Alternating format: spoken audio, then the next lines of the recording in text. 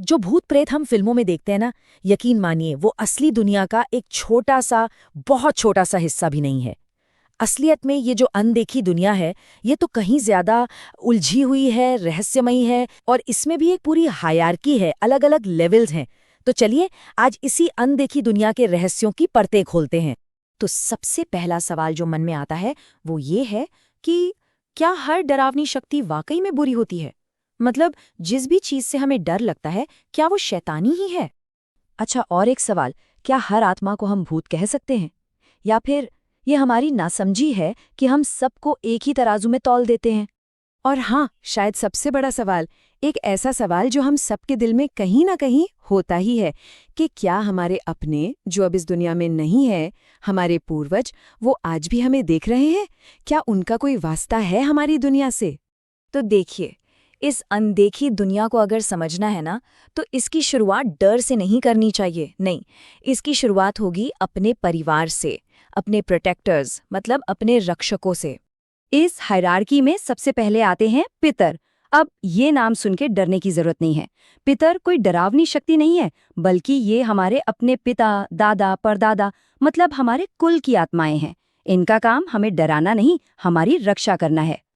कहते हैं कि जब पितर खुश होते हैं तो परिवार पर उनका आशीर्वाद बना रहता है। घर में धन आता है, संतान सुख मिलता है और एक सुरक्षा का एहसास होता है। लेकिन अगर वो किसी भी कारण से नाराज हो जाएं, तो फिर चीजें बिगड़ने लगती हैं। जीवन में ऐसे ऐसे ऑब्स्टिकल्स आते हैं जिनका कोई कारण समझ नहीं आता। घर में बीमारियां पीछा नहीं छोड़ती और बेवजह के झगड़े और क्लेश होने लगते हैं। अब पितरों से भी एक लेवल ऊपर आते हैं पूर्वज। ये वो आत्माएं हैं जो बहुत ऊंचे स्तर पर हैं। मतलब इन्होंने अपने कर्म पूरे कर लिए हैं और एक हायर प्लेन ऑफ एग्जिस्टेंस में पहुंच चुकी हैं। तो ये सिर्फ हमारे रक्षक नहीं हैं, ये हमारे गाइड हैं, हमारे मार्गदर्शक। तो सवाल ये है कि वो हमारी मदद करते कैसे हैं? देखिए, पूर्वज अक्सर सपनों के जरिए हमसे बात करते हैं। वो हमें आने वाले किसी खतरे के बारे में पहले से ही आगाह कर सकते हैं। या फिर जब हम लाइफ में किसी बड़ी उलझन में फंसे होते हैं, तो वो हमें सही रास्ता दिखाते हैं। अच्छा, तो ये तो हुई रक्षक आत्माएं। अब बात करते हैं उन आत्माओं की जिनकी कहानी बीच में ही अधूरी रह गई। वो आत्माएं जो किसी वजह से यहीं इसी दुनिया में अटक कर रह गई हैं। और यहीं पे ना एक बहुत बड़ी गलतफहमी दूर करना जरूरी है। जिसे हम आमतौर पर भूत कहते हैं, वो असल में ऐसी आत्मा है जिसकी मौत अचानक हुई हो, जैसे कोई एक्सीडेंट, मर्डर या सुसाइड। ये समझना जरूरी है कि ये आत्माएं इनहेरेंटली बुरी नहीं होती। ज्यादातर मामलों में वो बस अपनी कोई अधूरी बात या अपनी कहानी हम तक पहुंचाना चाहती हैं। किसी भूत की मौजूदगी को महसूस करना बहुत सटल होता है। मतलब एकदम से कुछ नहीं होता।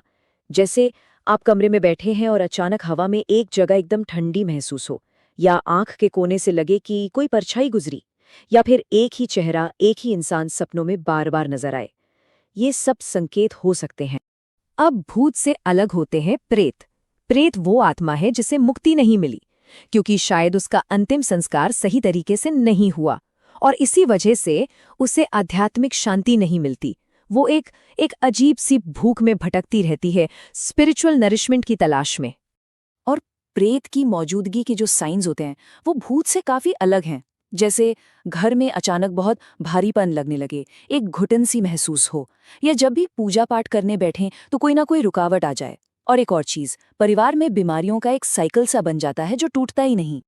तो अब तक हमने रक्षक और भटकी हुई आत्माओं की बात की, पर अब हम इस हायरार्की के सबसे खतरनाक, सबसे डार्क हिस्से की तरफ बढ़ रहे हैं। ये वो शक्तियां हैं जिनका मकसद सिर्फ और सिर्फ नेगेटिविटी और विनाश फैलाना है। सबसे पहले है पिशाच। और प्लीज फिल्मों वाले वैम्पायर को भूल जाइए, असली पिशाच उससे कहीं ज्यादा खतरनाक है।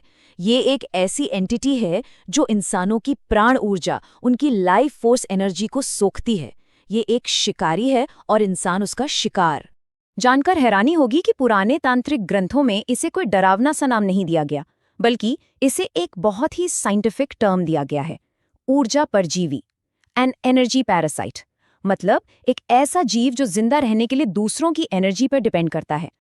और इसके असर के लक्षण फिजिकल भी होते हैं और मेंटल भी।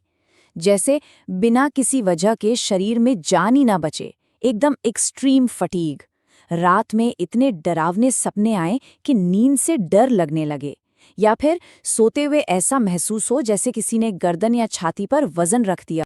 और अब इस हायरार्की के बिल्कुल टॉप पर सबसे शक्तिशाली और सबसे विनाशकारी शक्ति ब्रह्म राक्षस। ये कोई आम भूत या प्रेत नहीं है। ये तब बनता है जब कुछ बेहद डार्क सर्कमस्टांसेस, कुछ खास बुरी परिस्थितियां एक साथ मिल जाती हैं। तो सवाल ये है कि आखिर एक ब्रह्म राक्षस बनता कैसे है। इसकी एक तरह की रेसिपी है। जब 3 चीजें एक साथ मिल जाए। पहला, एक अधूरी अननेचुरल मौत। दूसरा, उस इंसान ने अपनी जिंदगी में बहुत बुरे घोर पाप किए हों।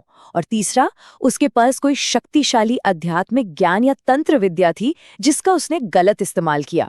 जब ये 3 चीजें मिलती है ना, तो वो एक महाविनाशक शक्ति को जन्म देती। और इसका हमला बहुत सटल और दिमागी होता है। इसके असर में इंसान को ऐसी आवाजें सुनाई देने लगती हैं जो हैं ही नहीं, जो उसके मन में शक और वहम पैदा करती हैं। उसे अपना ही घर पराया लगने लगता है। अचानक से उसमें बहुत ज़्यादा गुस्सा आ जाता है या वो किसी नशे का आदी हो जाता है। और एक बहुत ही कॉमन साइन है रात में ठीक 3 से 4 बजे के बीच रोज नींद खुल जाना। और शायद इसीलिए हमारे शास्त्रों में इसे कोई और नाम नहीं बल्कि सीधा सीधा महाविनाशक आत्मा कहा गया है। एक ग्रेट डिस्ट्रॉयर स्पिरिट, एक ऐसी आत्मा जो सब कुछ तबाह करने की ताकत रखती है। तो इतनी सारी शक्तियों के बारे में जानने के बाद, अच्छी और बुरी दोनों, सवाल उठता है कि हमारा बचाव क्या है, हम खुद को कैसे सुरक्षित रखें। जवाब असल में बहुत सीधा और सरल है। सबसे जरूरी बात जो हमें याद रखनी है वो ये है कि हर आत्मा बुरी नहीं होती, लेकिन इसका मतलब ये भी नहीं कि किसी भी अनदेखी शक्ति को मजाक में लिया जाए। उसे हल्के में लेना खतरनाक हो सकता है। अंडरस्टैंडिंग और रिस्पेक्ट, समझ और सम्मान, ये 2 चीजें बहुत जरूरी हैं। और आखिर में, अगर कभी मन में डर आए तो बस एक बात हमेशा याद रखिएगा, दुनिया की हर नकारात्मक शक्ति से बड़ा एक कवच, एक शील्ड हम सबके पास हमेशा मौजूद होता है, और वो है हमारी आस्था। क्योंकि आस्था से बड़ा कोई कवच नहीं है।